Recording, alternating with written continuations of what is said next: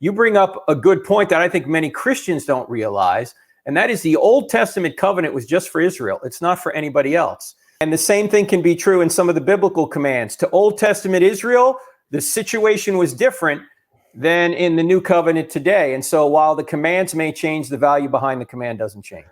I see. So that's how we get out of it. God used to be a jerk, but he's not anymore. Frank Turek, what do you mean by jerk? That's a moral term, Max.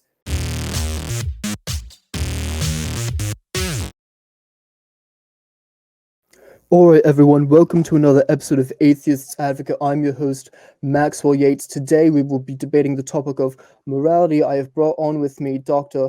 Frank Turek, president of crossexamined.org. Dr. Frank Turek, thank you so much for being here, sir. Max, wonderful having you on. And man, if I had that accent, I could win every debate. That's amazing. Well, yes, I've heard you say it does add IQ points to Christopher Hitchens and makes them sound even smarter. So, but I don't need an accent. I could do a fake one, and I think I would still destroy you all the same. That being said, I'm happy to give you a fair shot. So I think, to be fair, I will state my three propositions on the outset and then let you go where you wish with them. I don't believe there is such a thing as objective morality. I think it is subjective. I don't think you can make a convincing argument that there is objective morality. Second, even if you could, I don't think that depends on God. I think you could base it easily on something like human flourishing, well-being, and it doesn't have to relate to God. And then thirdly, if we come to this, I think even if you needed a God, the Christian God would be probably the worst explanation for considering the atrocities in the Old Testament. But perhaps if you would like, you can either go off of something I said or present your moral argument yourself. Well, I want to start with the last thing you said, atrocities in the Old Testament. What do you mean by an atrocity? Well, we could go of the warring of the Canaanites or many things like this, but even just minor things like the fact that the Bible contemplates slavery, or that, women are seen as second-class citizens, or that you can stone children. So why is any of that wrong if there's no objective morality? You just said there's no objective morality. Now you're claiming that these things are objectively wrong. Sure. So yes, that's a fair point. I'm making at that point an internal critique. So often the apologists like to say, well, of course morality is objective because things like what the Nazis did are objectively wrong, or things like torturing a child for fun are objectively wrong. And I'm saying, based on those statements, one would clearly have to condemn the Old Testament. Well, but you're, as an atheist, saying there is nothing objectively wrong. So sure, it's an internal critique. I will grant you that. So you're saying, let me see if I understand you right. You're saying you call yourself a Christian, and your God is supposed to be good. So I don't believe in ultimate or objective good or evil, but you do. So how do you explain these things in the Old Testament? Is that your question? Okay, that's a good question to ask.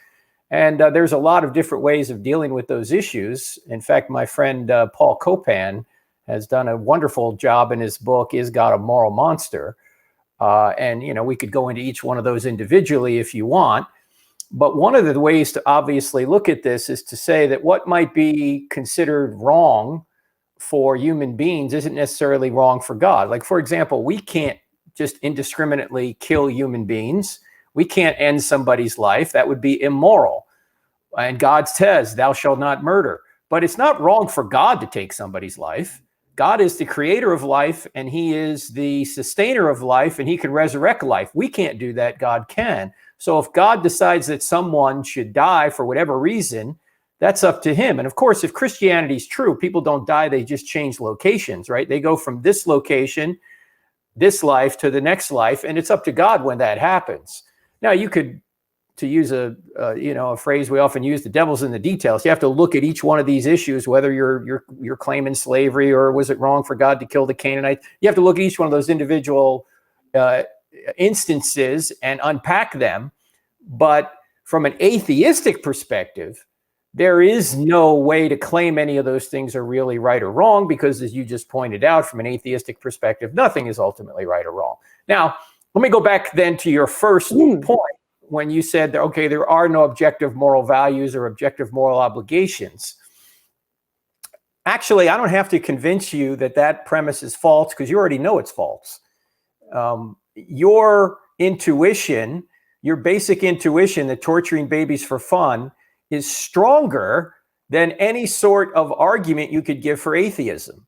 In fact, this is what Louise Antony said in her debate with William Lane Craig, and she's an atheist. She says, look, any argument I make for moral skepticism would be built on weaker premises than the intuition I have that certain things are right and other things are wrong. I'm paraphrasing, but that's basically what she said. She's admitting that she has much stronger evidence that there is objective right and wrong than she does that atheism's true.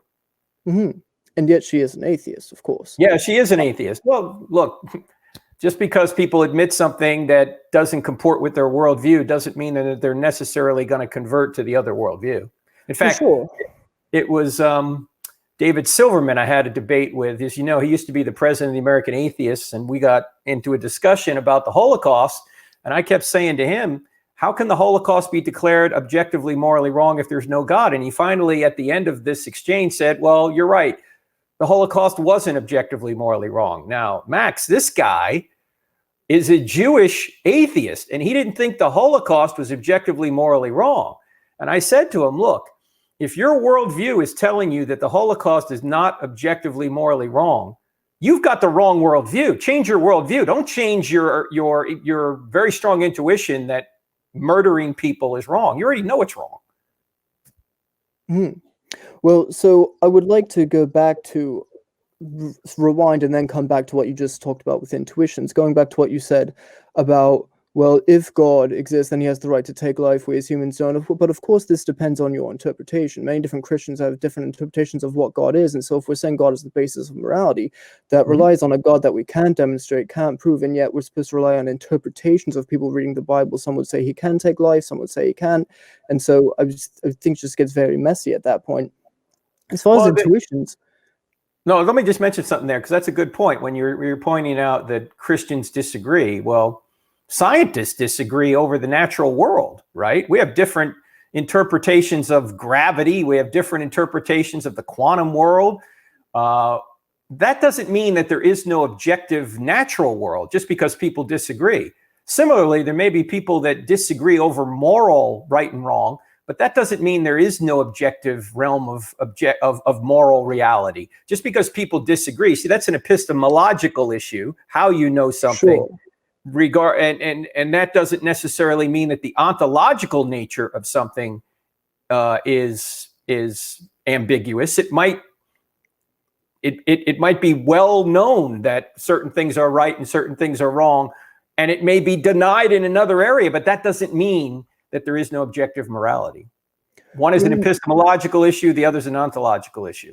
Well, sure, that's a fair point. I was merely saying, for example, it's often said, well, atheists can't justify morality, you need God to do that. I'm saying, well, even if in the realm of God, there's such a wild diversity of views on what that God would consider moral, and then the idea that one could tell me how to behave based on what their holy book says. But of course, it depends on interpretation and wildly different views. So I'm not saying that proves that there is no objective claim, but that of course not. Yeah, very messy to life. I think life to a certain extent is messy. We don't have everything figured out. But when you just said someone's holy book gets to tell me what to do, why would that be wrong? Well, it's wrong based on these. That's fair if there's no objective morality. So I would like to come back to something else, because I do think we can make objective claims based on a subjective foundation. So, for example, this is the whole idea of secular humanism, right? You could say there's a game of chess. Let's suppose you and I sit down to play a game of chess. The rules of chess are completely arbitrary, right?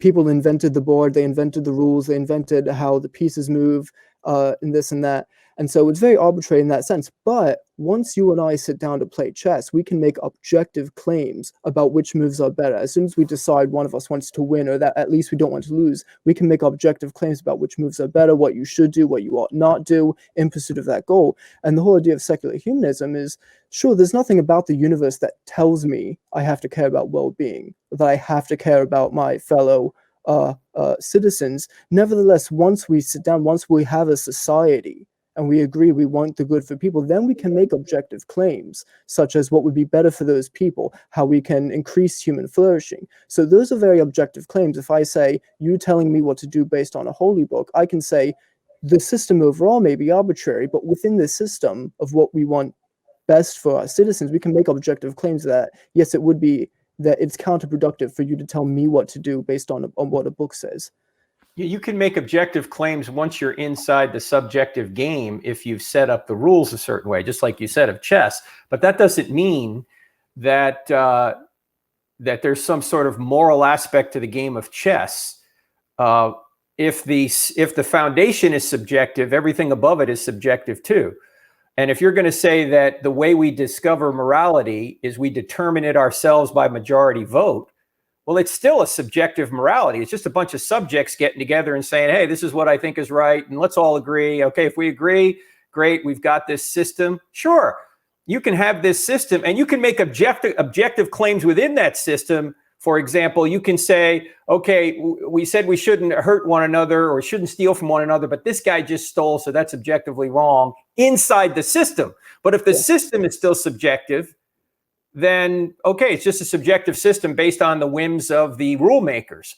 But what we're saying, to have objective right and wrong, regardless of what anybody thinks about it, any human being thinks about it, you need a being beyond human beings whose essence is goodness and who obligates us to act in a certain way. If that being doesn't exist, then everything is subjective. It's just based on human opinion. And by the way, who's to say that you need a majority? That would be a moral premise too. Why not just say if one guy gets enough power, everybody in the community could disagree with him, but if he has enough power, he gets to impose his moral rules on everybody? Is that what you want to say is the way that we arrive at right and wrong? No, so I would say you snuck a straw man in there. So yeah, so if someone doesn't want to increase well-being or do what's good for other humans, I don't necessarily need to talk to that person. Although I could convince him why it's better for him to want to live in a society where we do care about other humans, that he doesn't. Let me just stop right here for just a second, because what you're doing now is you're importing terms into your system that you don't have in an atheistic worldview. For example, the word better. The word better presupposes a standard outside the system, and you're getting closer to that standard if you're doing something that we would call better, or you're getting further away from that standard if you're doing something that we would call worse. But that presupposes a standard. Also, when you say we want to flourish people, well, why is that a good thing? Who said? What if Hitler comes along and he says the only flourishing that I want is the Aryan race? These Jews, these homosexuals, these gypsies, these Jehovah's Witnesses, I don't consider them human, so we're going to wipe them out. Well, but we all we need is science. We don't need God to tell us that they are human. We just need science. What do you mean by science? Well, the way we scientists study the natural world. You know, there's a natural world. We understand it. We use tools of inference of philosophy to interpret data and do experiments. And so, okay, yes, I think we don't need God to say. How does science give you a moral obligation? Science can tell you how to make arsenic. I wasn't saying science can't tell you whether or not you ought to give arsenic to your neighbor. Sure, I wasn't saying science gives us a moral obligation. I was simply responding to your claim that Hitler might say Jews aren't real humans, and I was saying all you need is science. This has nothing to do with the moral aspect of humans, but science can tell you actually they are humans. But that would presuppose that humans are good, and yet they ought to be protected. You have an obligation to help them rather than hurt them. That you're again smuggling in a moral premise. Well, I do believe that, but that's separate from the point of science can tell you it's a human. Let's assume humans have no moral worth. We can still use science and say Hitler's incorrect. That's a human. Now, there was a bit of a straw man earlier that you said that it's just based on the whim of the majority. So yes, I've conceded that there is something subjective in the sense of the rules of chess, that you can say within the rules of secular humanism, human well-being, human flourishing, these things. The reason I could have a conversation with someone like Hitler, someone who has a different moral system, and say, hey, mine is better, you're right to say that is to appeal to something outside of secular humanism in and of itself, outside of the rules of chess, so to speak. But it's not a god, and I wouldn't quite call it a standard. But I would say, yes, that there are facts of reality. There are rules of the universe that do kind of force us to care about these things. We know through the process of evolution that survival is the goal. And so even if you wanted to base a moral system purely on selfishness, right, you could say you could have a very narrow view where the most selfish thing for me to do is to get all the power and oppress people to get whatever I want. But I actually think it's more selfish to reciprocate with other human beings, because I'll actually be better off by making other people happy, by giving them things and then having them give me things in return. So not if you're Stalin. You don't have to do that. You can just get enough power and kill 20 million of your own people and live happily till the age of 74, shaking your fist at God one last time on your deathbed. You don't need to cooperate. You just need to cooperate with some powerful people around you who protect you and be your henchmen to kill all the other people. Why would that be wrong?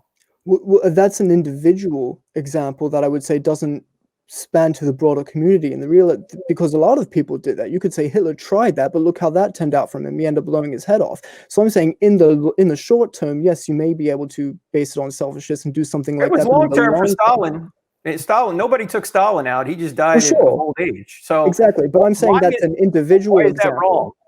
Why is that wrong? That's an individual example, but on the whole, we've seen that that's a very unstable way to gain power.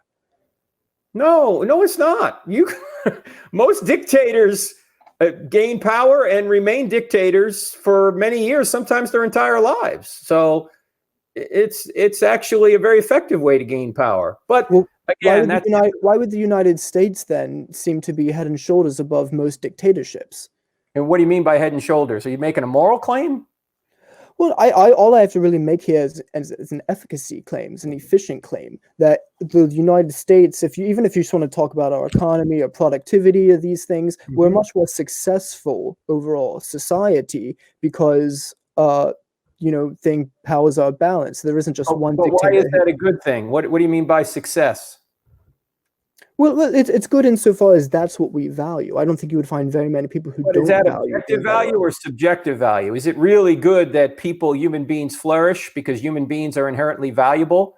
Or is it just your subjective opinion that it's good that human beings flourish because you prefer human beings? I think it's objectively true about the universe that we are the type of creature who has evolved to care about these things. Okay, but so we can care about it doesn't mean it's right and true and we ought to do it. Where do you get this ought from? Where do oughts come from? Well, that's what I'm saying is subjective. It's subjective that we ought to care about other human beings, but it's objectively true that we are the type of creatures who have evolved to care about other human beings. Well, that might be true, but that's not an objective ought then. That's just a subjective preference. Okay, so if that's the case, then there is no objective morality, and then you therefore have no way of actually evaluating anything in an objective way that you think is good or bad, right or wrong, including the Bible. Anything that goes on in the Bible isn't really good or bad. It's just you don't like it or you might like it. It just depends. That's a fair point. We don't have a ton of time left, so I would like to quickly change subjects just to get your thoughts on one last thing, because I'm convinced for example, you've said if my worldview says that certain atrocities are subjective, then I have the wrong worldview. I would like to get your thoughts on an internal critique, because I think a lot of Christian apologists argue this way as well, that they'll claim to believe in objective morality. For example, something that like slavery is objectively wrong, but I don't think they actually behave that way. For example, when we talk about slavery in the Bible, all of a sudden there's moral subjectivity there. Well, there's nuance and there's a different way of understanding these things. And I think it's clear that even within a Christian worldview, that morality evolves and changes. If at one point in time it's okay to practice slavery, it's okay to stone your children, it's okay to subjugate women and make them second-class citizens. But then as time progresses, well, now those things are objectively wrong, and women should be equal, slaves should have equal rights, all these things. Well, you have to look at the situation at the time and see that, well, let's just take slavery because we can't deal with all these in the amount of time we have. Sure. Let's just take slavery, for example. Is the kind of slavery talked about in the Old Testament the kind of slavery that we had in the United States 150 years ago? The answer is no. Slavery was never race-based. It wasn't really slavery. It was indentured servitude. In fact, slave trading, the kind of slave trading we had in the United States, is condemned by both the Old and the New Testaments. In fact, in the Old Testament, it's punishable by death. And the kind of slavery that was done in the Old Testament, again, it wasn't really slavery. We probably shouldn't use the word. In fact, this is one thing the King James gets right in terms of its translation. It says servant in there. people would put themselves, who, if they were in debt, they would put themselves in a relationship, an indentured servant relationship with the person that they owed the money to in order to work off that debt. And after 7 years, whether the debt was worked off or not, they were set free. If they wanted to stay with that individual, they could then become I'm trying to think of the term. What did they used to call that? I can't think of it right now because I'm getting old. Anyway, a bondservant. There you go. They become a bondservant, and they would pledge to be a servant for that individual for the rest of their lives, because that individual would take care of the needs of the servant at that point. So the kind of slavery in the Old Testament is not the kind of slavery that atheists fail to make nuance on when they just claim the Bible supports slavery. Well, so I agree that it's not the same kind of slavery, but I see apologists do this often. They'll say, well, actually, it's indentured servitude, and they'll make these nuances that completely ignore the immorality of the type of slavery. Even if it was a different type of slavery in the Bible, I'd still argue it's an immoral one. Why would it be immoral? Worldview.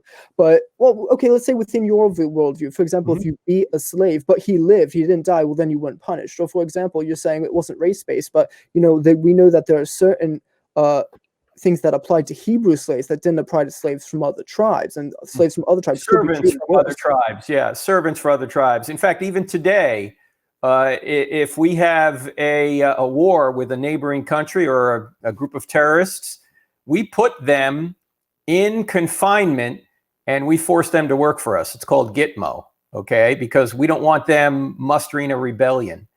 And so, yes, there was some of that in the Old Testament, just like we do today. And again, there's really no way of making these moral judgments unless there's a standard beyond us. But you bring up a good point that I think many Christians don't realize, and that is the Old Testament covenant was just for Israel. It's not for anybody else. And people say, well, God's unchanging, so his commands don't change. No, his commands do change.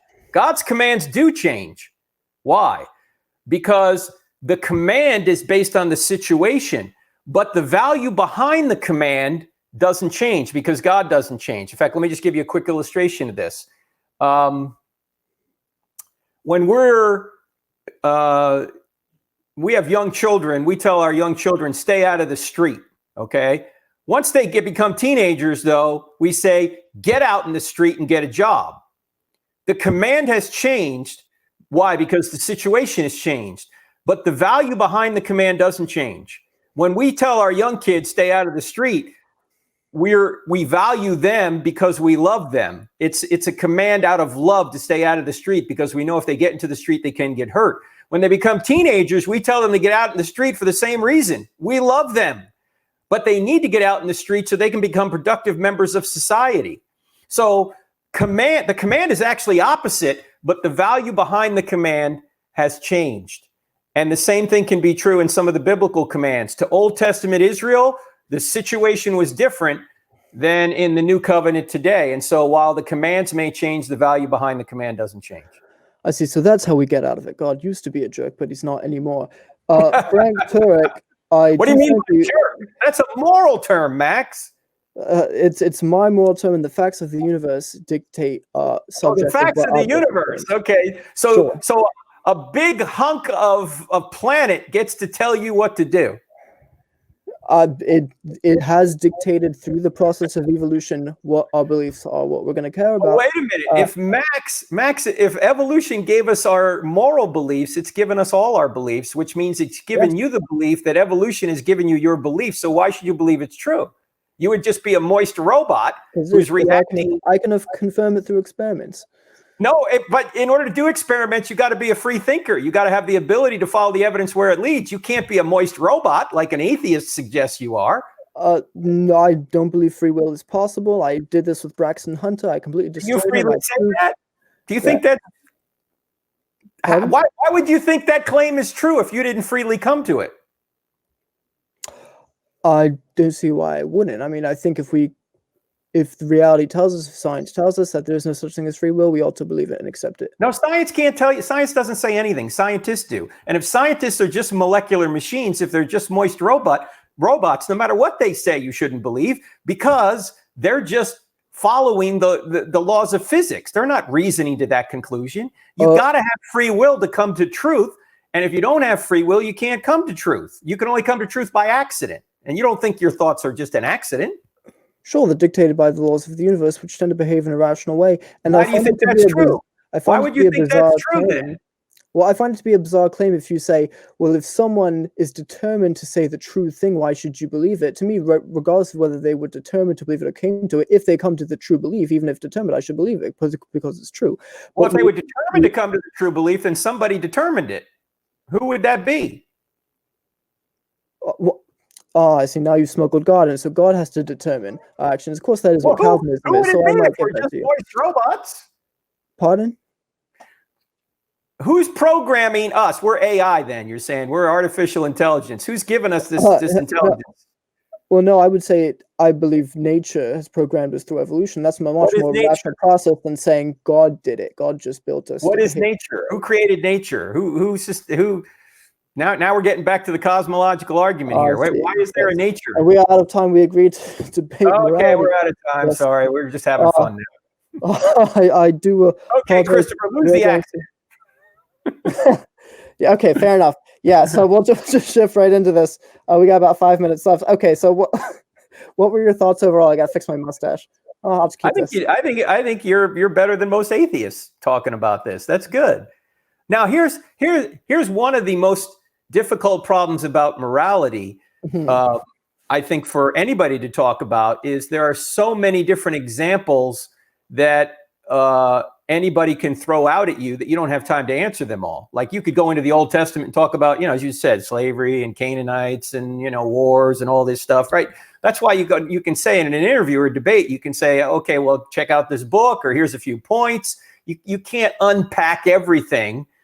It's like asking, if there is a good God, why is there evil? You can give a few possibilities, a few points, but you need a semester to talk about that, not a half-hour interview, So, yeah. But I think the foundational aspects of this argument are the most important aspects to point out. And as soon as an atheist starts claiming things in the Bible are wrong or that kind of, okay, immediately they're smuggling in a moral law. They claim there's no objective morality, but they're saying the Bible is objectively morally wrong. Well, okay, time out. Look, you can't have it both ways. But the approach you took, I thought, was the right approach. If you're an atheist, just say, look, okay, I don't think there's objective morality, but by your own standard, you're claiming that God is objectively good, and yet there appears to be evil in the Old Testament, this kind of thing. So how do you answer that? That's a fair way for an atheist to argue. But what is he doing when he's acknowledging that? He's acknowledging that he has some intuitive beliefs about right and wrong and say slavery's wrong. Well, where's he getting that from? Is that just his opinion? Exactly. Yeah. See, here's a question I do want to ask you before we go, because this is something I've learned from watching Steven Crowder, funny enough, because he's not primarily an apologist, but he made what I thought was a very strong apologetics argument.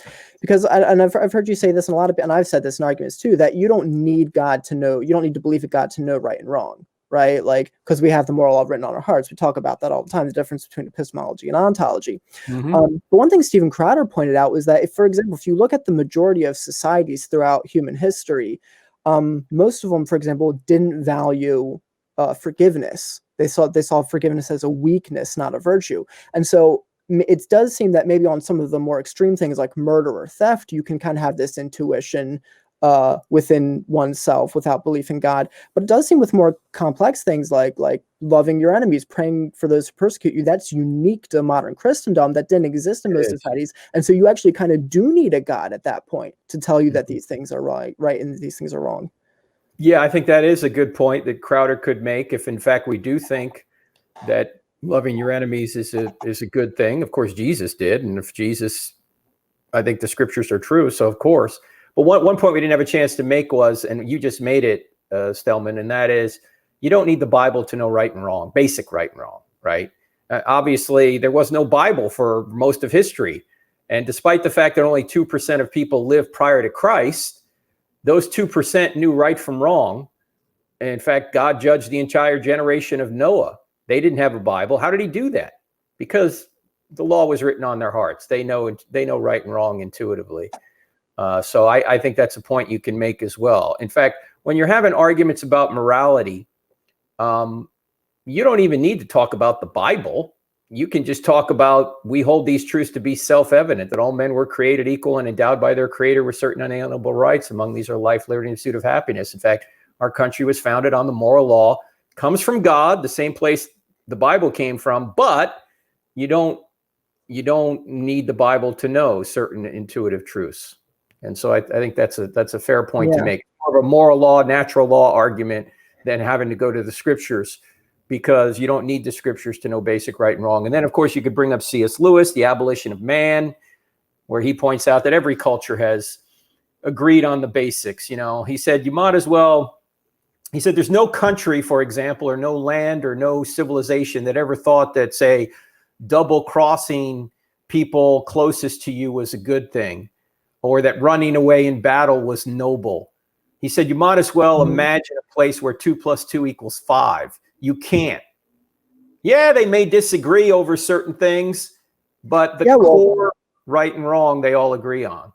Yeah, I mean, well, in most societies, though, even though they agreed on that, would have said, yeah, but if you're in my tribe, I'm not going to double cross you. But if you're outside my tribe, maybe you don't qualify as human. And I do think at that point, you do need a Christian ethic imported in. And as you brought up the founders, people like to quibble over whether Jefferson was a deist or which ones were theists, which ones are Christians, which ones are not Christians. And at the end of the day, it really doesn't matter, because all of them, even through Europe, were entrenched in a society that was entrenched in modern Christendom and were influenced as they were deeply Christian in their influence. Even the idea of separation of church and state, a secular state, is a uniquely Christian idea, because prior to Jesus, religion and the state they're the same thing. They were always tied together. And Jesus was the one who said, give unto Caesar that which is Caesar's, and give unto God that which is God's. So even people who argue for a secular state, I think in a roundabout way are showing that there's deep Christian values even within them.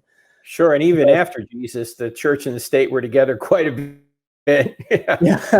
With the Roman Empire and the Pope and all that. So, but yeah, you're right. And there are some moral advances that Jesus brought to the table, obviously, but that wasn't his mission. His mission was to give his life as a ransom for many.